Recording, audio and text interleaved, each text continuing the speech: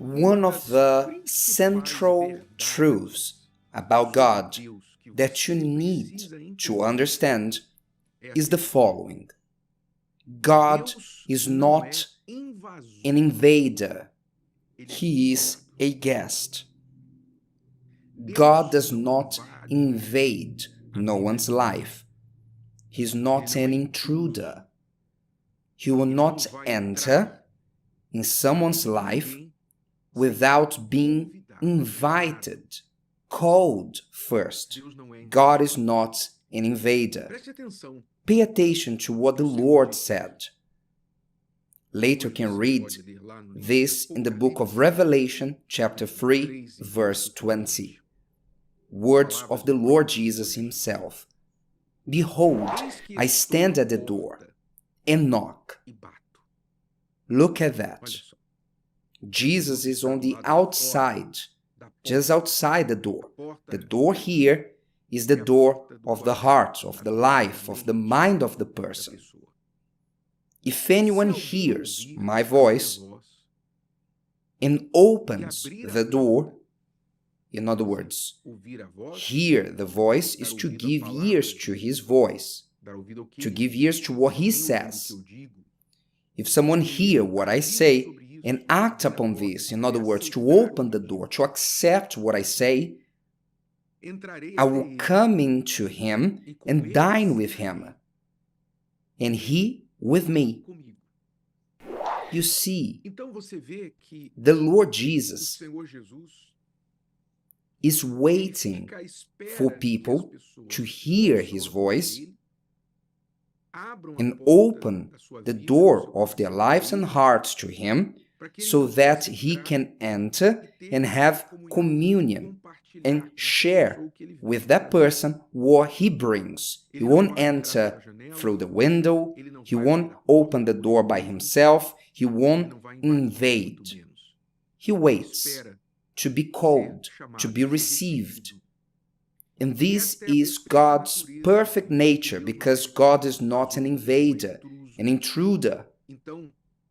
So many people who resent God, saying, God abandoned me, he left me. Where was God? God has always been in the same place. He has never left the place where he is. God is everywhere. So this question, where is God? It is a foolish question, because it is a question that ignores God's nature, who he really is. Just as people who say, I'm going to give God a chance. Have you heard this before? I'll give God a chance. Sometimes even us, preachers, with the desire to call people's attention, we say, give God a chance. But in reality, no one gives God a chance. When you hear God's voice and turn yourself to him, you are giving yourself a chance, because we give a chance to those who need something. And who needs who? God needs us, or we need God? So there's not such a thing as give God a chance. You give yourself a chance. When you open the door to the Lord Jesus, you're giving yourself a chance. It's not to him, but to you. A chance to change your life, to stop suffering, a chance to know a better life. You are giving yourself a chance. But some think as if they are giving God a chance, as if God needed that person. This attitude of a rebellious, spoiled child, unfortunately, has been the attitude of many children, many human beings on earth. Are there parents who abandon their children? Yes, there are parents who abandon their children in this world. And not all parents who don't raise their parents are bad. I've met many parents, because they've loved their children, they have given them for adoption, because they could not raise the child. Instead of seeing the child suffering and starving, they couldn't take care of the child, so they gave the child up.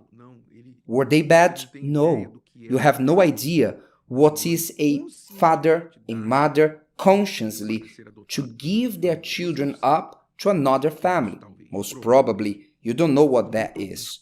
So, not all parents who don't raise their children are bad. Quite the contrary. There are parents who abandon their children. But what is more likely in this world? Parents who abandon their children or children who abandon their parents? They don't want to hear about their parents. They don't want to know about their parents. They only want the assets of their parents. When their parents die, they are the first to appear.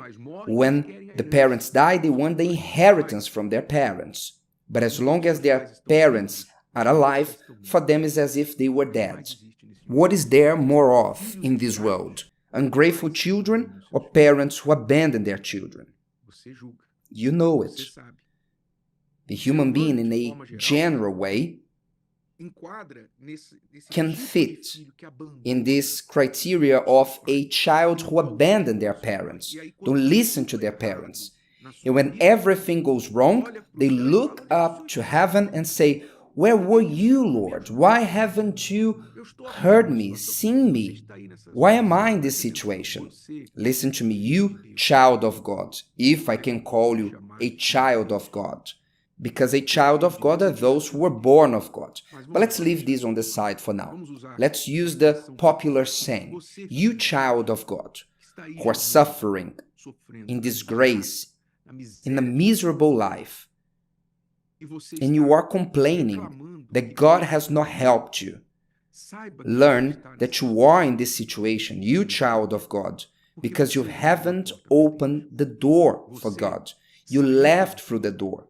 You left the house of the Father. You left the Father's house. You did not listen to the Father's voice. And you did what you wanted. Wasn't freedom that you wanted? Then you got it. Today you are free. You are free to suffer, free to make bad choices, free to live the life you are living in that you didn't want. But freedom does not only come with good things. Freedom gives you freedom to suffer. People think that freedom is only to do what they want. No, freedom is a package. In this package, you have freedom to do things you like, but also you have freedom to suffer, to lose. You have freedom to suffer everything that this world offers to people. This is freedom that God tries to free us from. The freedom that becomes slavery after a while. So you are there suffering and worried and saying that you are resentful, God hasn't heard me, He didn't help me, and then you blame your father, you blame your mother, you blame everyone, you blame the world, the government, you are blaming people because you are suffering. Once you only have one person to blame, yourself. And I don't say this that you may say, so there's no way for me anymore? No, I'm saying this because there's a way out for you. But it starts with you being humble and opening this door for God and giving yourself a chance to come out of this situation. Because God will not kick the door open. He will not enter through the window. He's not Father Christmas, Santa Claus, that comes down through the chimney. God is Lord. He's not an intruder. He's not an invader. So if you want His presence in your life, it's simple what you must do. You just need to say one prayer.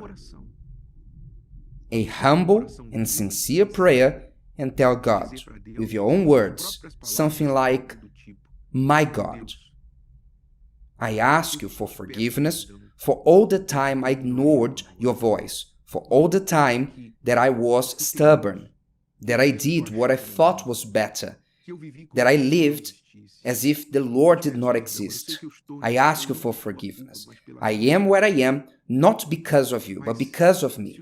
But if you accept me back, if you, Lord, accept entering my life, I'm opening the door to you now. And I want to hear your voice. Speak to me. Direct me. What should I do?